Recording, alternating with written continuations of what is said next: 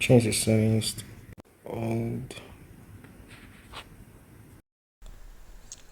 Hello, good morning everyone. I hope everyone is safe.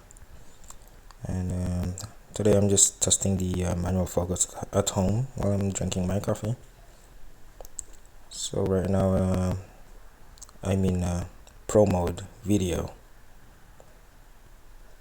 And I'll just test and change the settings while in pro mode while I'm recording.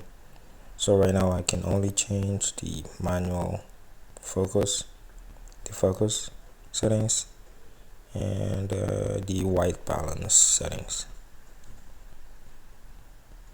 So the ISO, the aperture, and the exposure settings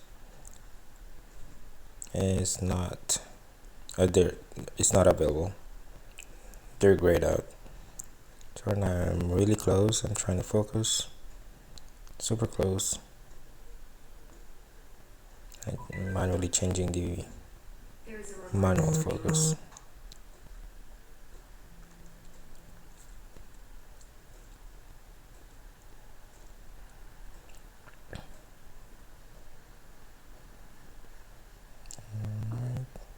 Now I'm changing the white balance.